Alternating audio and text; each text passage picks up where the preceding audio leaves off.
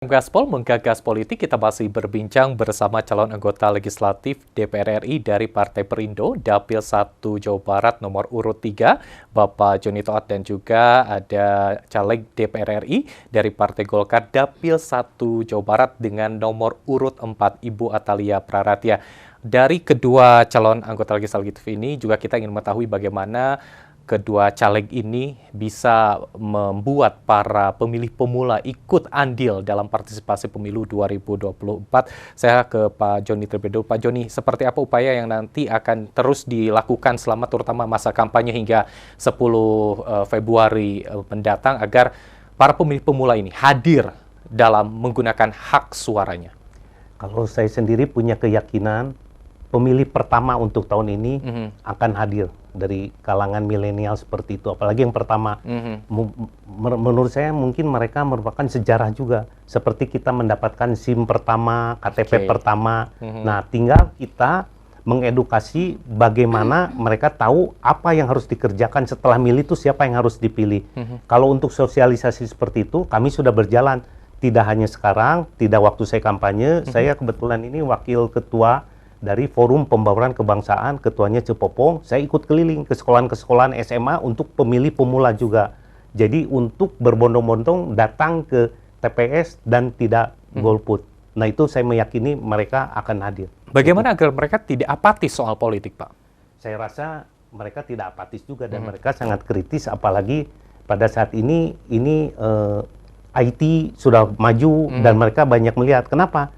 Waktu saya ingin mensosialisasikan kampanye di komunitas anak-anak, sebelum saya datang, mereka searching dulu. Ini siapa, seperti apa, perlu didukung nggak seperti itu. Jadi mereka kritis dan bertanya gitu. Dan menurut saya itu tidak apatis gitu. Jadi mereka sangat kritis gitu. Optimis ya Pak ya, mereka akan hadir di pemilu ataupun juga datang ke bilik suara. Bu Atalia, apa yang ingin Anda dorong agar para pemilih pemula ini hadir di tanggal 14 Februari mendatang? Jadi gini, kalau dari data yang saya baca ya, 2019 lalu, itu ternyata ada sekitar 389.000 itu mereka-mereka yang kemudian tidak mencoblos begitu ya, mereka yang golput. Terus kemudian juga ada yang mereka-mereka yang tidak sah juga, itu sekitar 7%-an. Nah, saya melihat begini, ini untuk kaum muda itu ternyata juga ada kecenderungan mereka tidak mau mencoblos juga begitu ya. Jadi memang seperti yang Pak Joni sampaikan, ada semangat gitu, ini pertama kali loh, itu mereka keren, apalagi sekarang zamannya medsos kan, gaya banget gitu kan gitu ya. Tapi ternyata itu tidak bisa mewakili dari kebutuhan kita untuk memenuhi tadi minimal 90% ya pencoblos kita di Jawa Barat khususnya. Nah, saya melihat ini ada 3 hal besar. Sebenarnya ada 4 tapi saya kerucutkan jadi 3 ya. Jadi masyarakat kita ini para pemilih itu dibagi 3 kelompok. Yang pertama adalah pemilih kritis, itu mereka melihat rekam jejak, kemudian mereka melihat program, mereka juga melihat secara ideologis ini kemana nih. Nah, ini mereka bisa sangat berubah berdasarkan situasi kondisi yang ada nih. Kalau sekarang lagi ramainya apa, mereka bakal ikutan ke sana gitu. Mereka lihat rekam jejak, oh ini lebih keren, mereka akan bisa sangat sekali berubah. Tapi ada juga pemilihan tradisional. Mereka ini berdasarkan kepada latar belakang, misalkan suku sama-sama sukunya nih, sama-sama agamanya nih, saya mau pokoknya milih itu, nggak akan tergoyahkan gitu. Nah, ini paling banyak di Indonesia gitu ya. Tapi ada juga pemilih yang skeptis. Jadi skeptical voters ini adalah yang paling banyak. Nah, kita justru menyasar di situ. Jadi masyarakat kita ini banyak yang mengatakan begini, Ibu Atalia, saya ngapain harus mencoblos? Lawang saya juga tidak akan ada ngaruh apa-apa. Siapapun presidennya, kami tetap begini. Siapapun calegnya, kami tetap begini. Gitu kan, seperti itu. Nah, mereka lupa bahwa sesungguhnya segala keputusan di Indonesia, begitu ya, adalah keputusan politik, begitu. Bahwa mereka kemudian bagaimana harga obat, harga bahan baku, harga beras, semua itu ditentukan oleh kepentingan politik. Maka yang harus dilakukan adalah edukasi, sosialisasi, termasuk penggerakan. Nah, jadi saya bersama dengan teman-teman, karena saya juga adalah Bunda Literasi. Jadi saya juga keliling ke sekolah-sekolah terkait dengan bagaimana memberikan pendidikan politik kepada masyarakat, begitu ya, khususnya dulu 5 tahun ke belakang ini. Nah, kemudian tentu kita lakukan edukasi itu tadi bagaimana kita menjadi masyarakat tidak boleh buta politik, begitu kan. Kemudian juga terkait dengan penggerakan. Nah, ini yang penting juga dilakukan di masyarakat, karena setelah edukasi tentu harus ada penggerakan. Nah, kita harus munculkan sosok-sosok muda yang mereka adalah penggerak di masyarakat. Contohnya adalah tokoh-tokoh Karang Taruna misalkan, atau para influencer muda dan lain sebagainya yang mereka mengajak gitu, bahwa saya merasa bahwa saya bertanggung jawab untuk negeri ini, saya mau mencoblos. Kalau saya mencoblos, kenapa kamu tidak kan gitu kan? Nah, jadi kita ajak seperti itu. Jadi influencer juga menjadi dorongan. Termasuk begini, kaum muda itu karena tadi menyasar pada yang mereka yang kritis, maka kita perbanyak forum-forum untuk diskusi supaya mereka tercerahkan begitu. Itu yang paling penting.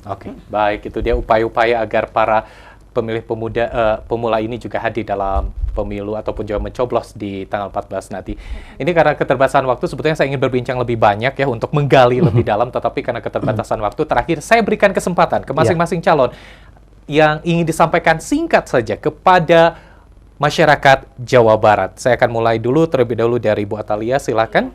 Buat teman-teman semuanya dimanapun berada, khususnya di Dapil 1 Jawa Barat, yaitu Kota Bandung dan Cimahi, saya Atalia.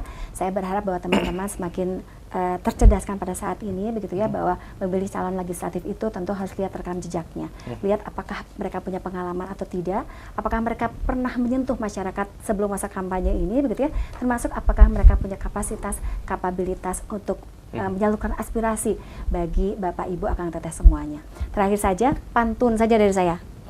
Waktunya begini, jalan-jalan ke Kota Kembang, mampir sebentar membeli pepaya. Untuk DPR RI, jangan ragu dan jangan bimbang, pilih Teh Atalia nomor 4 ya. Hatur nuhun. Pak Joni, saya juga berikan kesempatan Anda untuk menyampaikan singkat saja kepada masyarakat Jawa Barat, silakan. Ya, terima kasih Kang.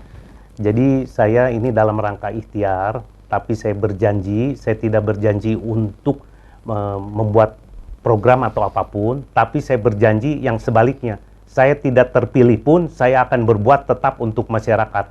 Karena sebelum saya nyalek ini, saya sudah banyak berbuat juga, dan insya Allah ke depannya saya akan tetap berbuat, dan insya Allah kalau saya terpilih, tentu saya akan bisa membantu lebih banyak masyarakat, khususnya di Kota Bandung dan Cimahi. Maka dari itu, kalau berkenan, silakan coblos saya nanti pada tanggal 14 Februari tahun ini tentunya dengan Partai Perindo nomor 16, nomor urut saya suara kuning nomor 3. Terima kasih. Baik.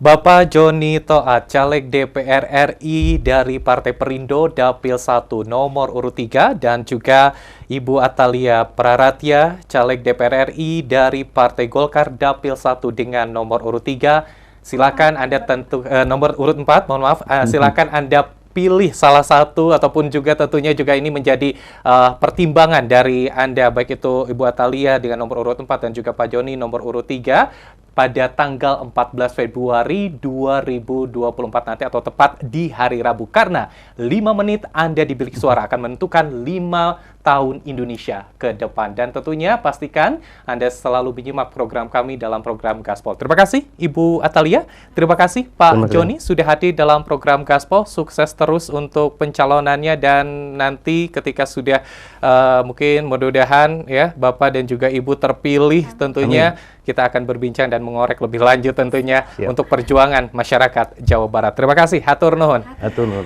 Pemirsa, itu dia perbincangan kita dalam program Gaspol, Menggagas Politik. Anda bisa menyimak kembali dalam tayangan kami melalui YouTube channel kami di iNews TV Bandung. Mewakili kru yang bertugas, saya Irfan Budiawan mengucapkan terima kasih atas perhatian Anda. Selamat pagi, selamat beraktivitas, dan sampai jumpa.